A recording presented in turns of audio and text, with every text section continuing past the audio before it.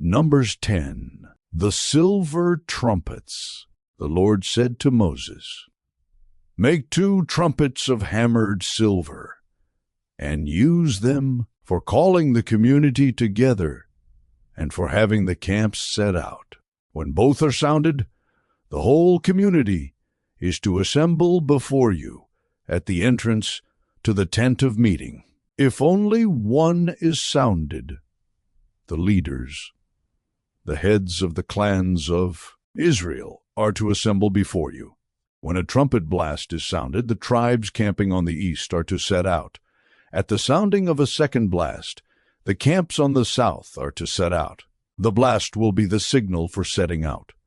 To gather the assembly, blow the trumpets, but not with the signal for setting out.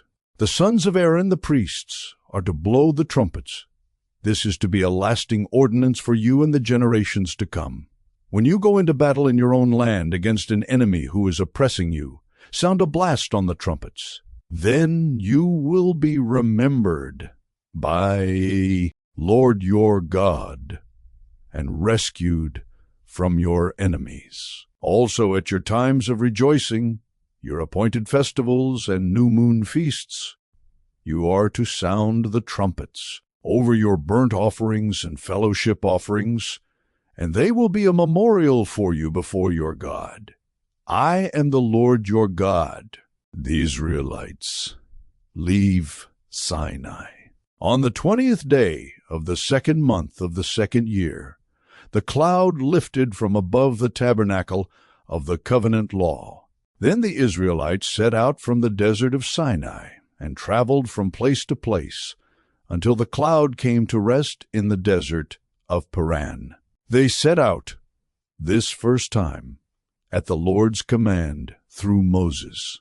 The divisions of the camp of Judah went first under their standard. Nahshon, son of Amminadab, was in command.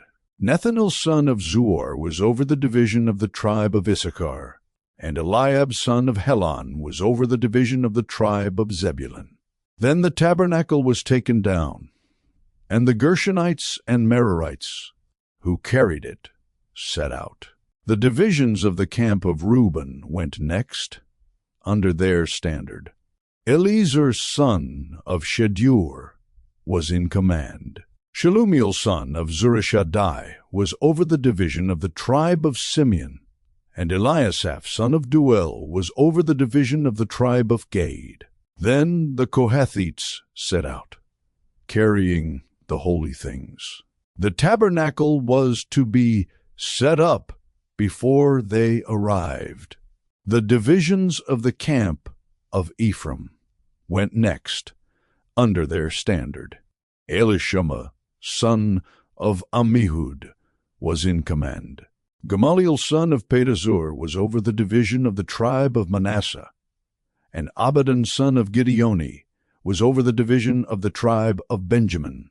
Finally, as the rear guard for all the units, the divisions of the camp of Dan set out under their standard. Ahiezer, son of Ammishaddai, was in command. Pagiel, son of Okran, was over the division of the tribe of Asher, and Ahira, son of Enon, was over the division of the tribe of Naphtali. This was the order of march for the Israelite divisions as they set out. Now Moses said to Hobab, son of Royal, the Midianite, Moses' father-in-law, "We are setting out for the place about which the Lord said, 'I will give it to you.' Come with us, and we will treat you well, for the Lord has promised good things to Israel." He answered, "No, I will not go. I am going back to my own land and my own people." But Moses said, "Please do not leave us. You know where we should camp in the wilderness, and you can be our eyes. If you come with us, we will share with you whatever good things the Lord gives us." So they set out from the mountain of the Lord and traveled for 3 days. The ark of the covenant of the Lord went before them during those 3 days, to find them a place to rest. The cloud of the Lord was over them by day, when they set out from the camp. Whenever the ark set out, Moses said, "Rise up, Lord. May your enemies be scattered. May your foes flee before you." Whenever it came to rest, he said, "Return, Lord, to the countless thousands of Israel."